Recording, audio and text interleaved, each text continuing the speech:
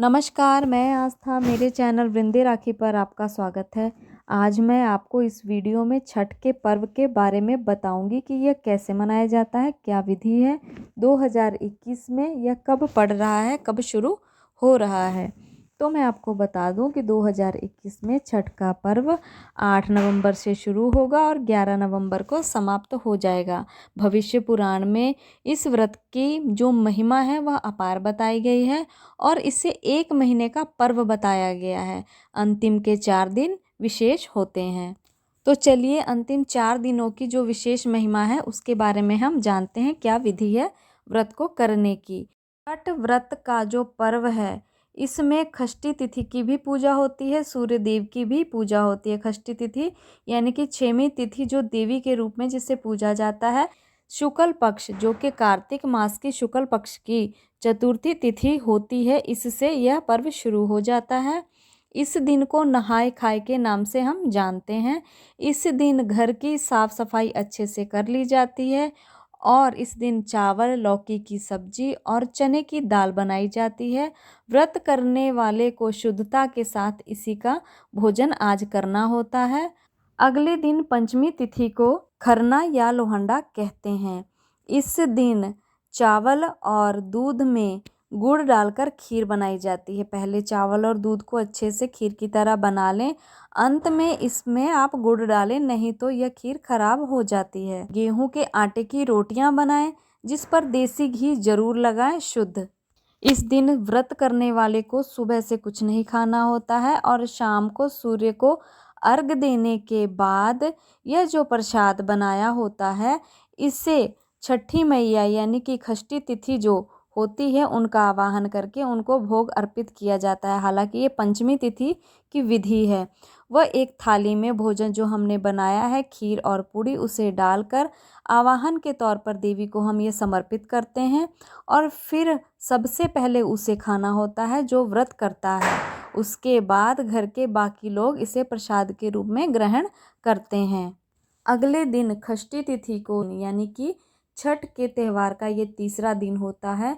इस दिन सुबह से ही व्रती को निर्जला व्रत रखना होता है और इस दिन विशेष पूजा शाम के समय होती है।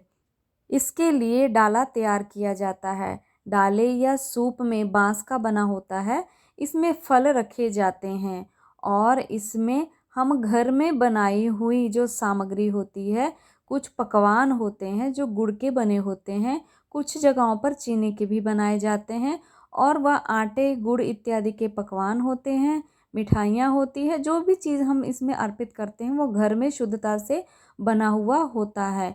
इसमें गन्ने का भी विशेष महत्व होता है। तो ये सब सामग्री एक डाले में रखा जाता है। कुछ स्थानों पर चावल के लड्डू भी इसमें प्रसाद के रूप में रखा जाता है और ये सारी सामग्री हम डाले में, सूप में जो बांस का बना हुआ होता है उसमें रखते हैं।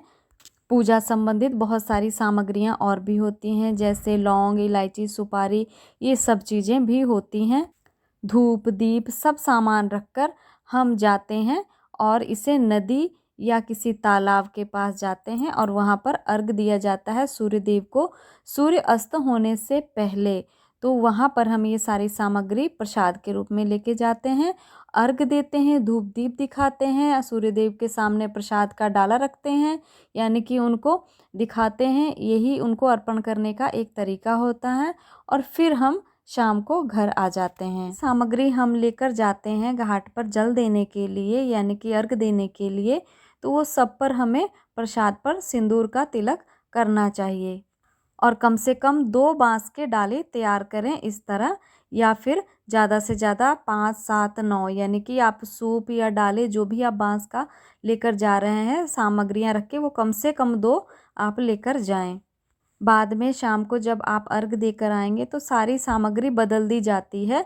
जो पहले हमने शाम को अर्घ दिया है वो सारी सामग्री बदल के नई सामग्री सारी डाली जाती है, जैसे आटे का, गुड़ का, जिसे ठेकुआ भी बोलते हैं, वह फल फ्रूट इत्यादि जो भी हमने जल और जो भी हमने उसमें पूजा की सामग्री रखी थी सब नई बदल दी जाती है। और अगले दिन सुबह जल्दी उठकर सूर्य को अर्घ देने के लिए हमें पहुंचना होता है किसी नदी या तालाब के पास, जो कि हमें सूर्य उदय से पहले 4 बजे के लगभग पहुंच जाना चाहिए।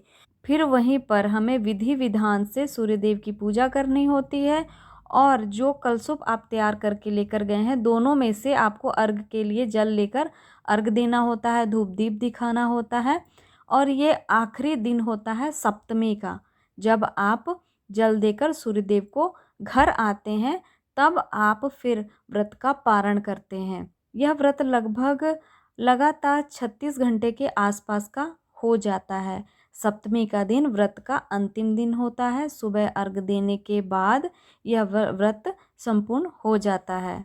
तो ये थी छठ व्रत को करने की विधि। कुछ स्थानों पर अलग थोड़ी बहुत विधि होती है, बाकी इसी प्रकार व्रत किया जाता है। तो इसी प्रकार व्रतों त्योहारों से जुड़ी हुई जानकारियाँ, हमारे हिंदू धर्म से संबंधित बहुत सारी बातें, मंत्र, स्तुति, उपाय मेरे चैनल पर आपको मिलते रहते हैं। तो चैनल को सब्सक्राइब कर लें, बेल आइकन को प्रेस कर लें ताकि आने वाली सभी वीडियो आप तक पहुंच सके। धन्यवाद।